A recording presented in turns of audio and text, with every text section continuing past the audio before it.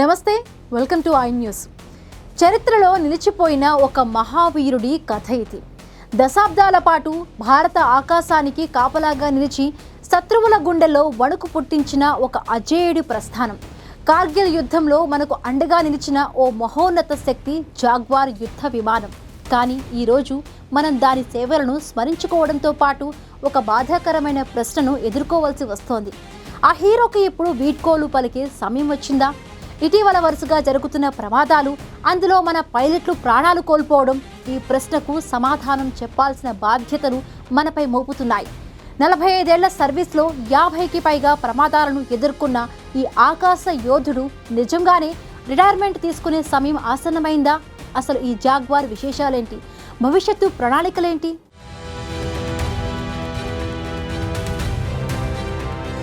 భారత వైమానిక దళానికి దశాబ్దాలుగా నమ్మకమైన సేవలు అందించిన ఎన్నో యుద్ధాల్లో మన ఆత్మవిశ్వాసాన్ని నిలిపిన ఓ వీరుడు.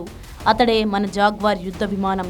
కానీ కాలం మారుతోంది, వయసు మీద పడుతోంది. ఇప్పుడు ఈ కార్గిల్ హీరోకు వీడ్కోలు చెప్పాల్సిన సమయం వచ్చిందా అనే ప్రశ్న ప్రతి భారతీయుని తోలుస్తోంది. మన దేశానికి మొదటి జాగ్వార్ విమానం 1979లో వచ్చింది. దీన్ని ముద్దుగా షంషేర్ అని కూడా పిలిచేవాళ్ళం. అంబాలా ఎయిర్ బేస్లో నెంబర్ 14 స్క్వాడ్రన్ అంటే బుల్స్ స్క్వాడ్రన్కు ఈ జాగ్వార్లు మొదటిసారిగా చేరాయి. హిందుస్థాన్ ఏరోనాటిక్స్ లిమిటెడ్ మన దేశంలోనే లైసెన్స్ కింద వీటిని తయారు చేసింది.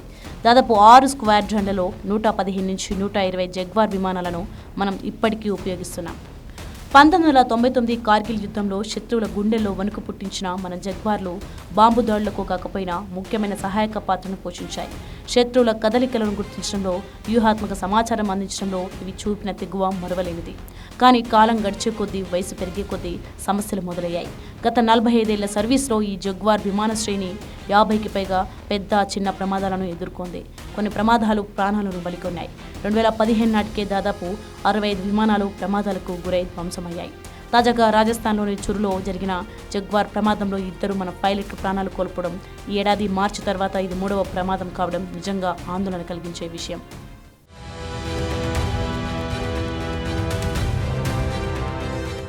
ప్రతి ఒక్క గంట గాల్లో ఎగరడానికి ఈ జాగ్వార్ విమానాలకు దాదాపు 20 గంటల నిర్వహణ అవసరం అవుతుందని నిపుణులు చెబుతున్నారు. అంటే ఎంత పాతపడిపోయిందో అర్థం చేసుకోవచ్చు. చాలా ప్రమాదాలకు కారణం వాటి ఇంజిన్లో వచ్చే లోపాలేనని గుర్తించారు. మీరు విమానంలో పరిమిత భాగాలను మాత్రమే మార్చగలరు. వయసు పెరిగే కొద్దీ రిస్క్ పెరుగుతుందని నిపుణులు హెచ్చరిస్తున్నారు. బ్రిటన్, ఫ్రాన్స్, ఒమన్ లాంటి చాలా దేశాలు ఎప్పుడో జాగ్వార్ విమానాలను ఉపసంహరించుకొని కొన్నింటిని మ్యూజియంలలో ఉంచేశాయి. ఇప్పుడు మన వంతు వచ్చినట్లు కనిపిస్తోంది.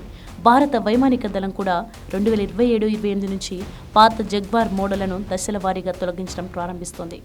2035-2040 నాటికి జాగ్వార్లన్నీ సేవలకు పూర్తిగా దూరం కావచ్చు. కాలంతో పాటు మారడం అవసరం. జాగ్వార్ అందించిన సేవలను మనం ఎప్పటికీ మర్చిపోము.